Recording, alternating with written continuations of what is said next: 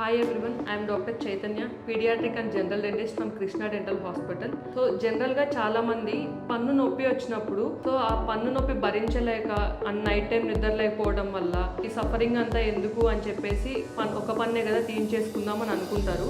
So first root canal treatment అంటే ఏంటి అనేది తెలుసుకుందాం. సో ఈ వీడియోలో మనం రూట్ కెనాల్ చేయించుకోవడం వల్ల ఉండే అడ్వాంటేజెస్ ఏంటి అండ్ పన్ను తీయించుకోవడం వల్ల ఉండే అడ్వాంటేజెస్ ఏంటి, డిసడ్వాంటేజెస్ అనేది ఏంటి అనేది చూద్దాం. So first root canal treatment అంటే ఏంటి అనేది తెలుసుకుందాం. సో పన్ను మొత్తం 2 పోర్షన్స్గా డివైడ్ అయి ఉంటుంది. మన నోట్లో కనిపించే భాగాన్ని క్రౌన్ పోర్షన్ అంటారు అండ్ చిగురు లోపల మనకి కనపడిన భాగాన్ని రూట్ పోర్షన్ అంటారు. పైన క్రౌన్ పోర్షన్లో కూడా మొత్తం 3 లేయర్స్ ఉంటాయి. ఫస్ట్ లేయర్ వచ్చేసి enamel, second layer dentine and third layer pulp అంటారు.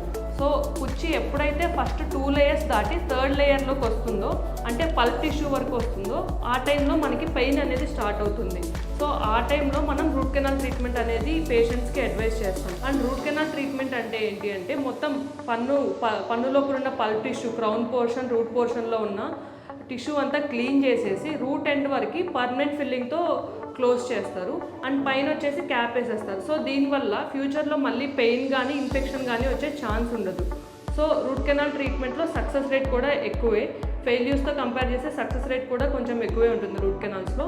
అండ్ ఇది కాకుండా ఎక్స్ట్రాక్షన్ చేయించుకోవడం వల్ల వచ్చే డిసడ్వాంటేజెస్ ఏంటో చూద్దాం. ఫస్ట్ పన్ను ఉండాల్సిన ప్లేస్లో లేదు, దాని ఫంక్షనాలిటీ అనేది ఉండదు. అంటే మనం నవ్వడానికి ఇబ్బంది అవుతుంది అండ్ ఏంటంటే పక్క పళ్ళ మీద ఎక్కువ ప్రెషర్ పడుతుంది. సో మనం ఒక పన్ను కింద దవడలో ఒక పన్ను తీయించేసుకుందాం, దాని ఎడ్జెస్ అండ్ 2 టీత్ ఉంటాయి.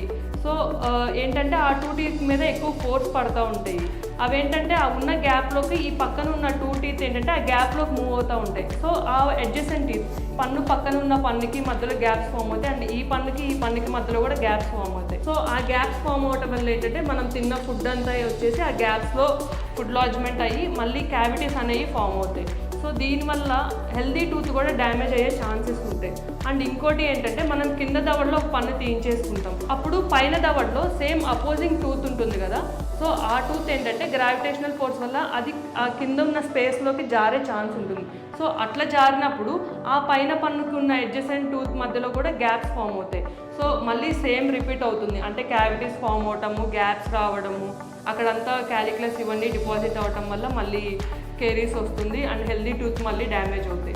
అండ్ ఇంకోటి ఏంటి అంటే కింద ఎక్కడైతే మనం పన్ను తీసామో ఆ అడ్జసెంట్ టూత్ మీద హెవీ ఫోర్సెస్ వల్ల ఏంటంటే మనం ఏదైనా గట్టికి కొరికినప్పుడు ఆ 2 పళ్ళు ఏంటంటే ఆ ఫోర్సెస్కి టిల్ట్ అవుతూ ఉంటాయి. ఈ ఖాళీ ప్లేస్ ఏదైతే ఉందో అందులోకి ఆ 2 పళ్ళు టిల్ట్ అవుతూ ఉంటాయి. సో అలా కంటిన్యూస్గా మనం తింటున్నప్పుడు కానీ హెవీ ఫోర్సెస్ పడినప్పుడు కానీ అవి టిల్ట్ అవుతూ ఉంటే పళ్ళు లూజ్ అయిపోయే ఛాన్స్ ఉంటుంది. అట్లా లూజ్ అయిపోయి అవి ఊడిపోతాయి. సో ఎక్స్ట్రాక్షన్ చేయించుకోవడం వల్ల వచ్చే ప్రాబ్లమ్స్ ఇవి.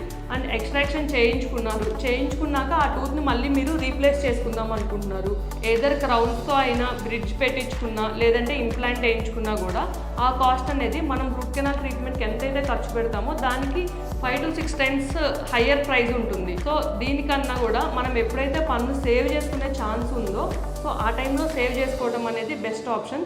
And nothing can replace a natural tooth. So try to preserve your natural tooth. Thank you.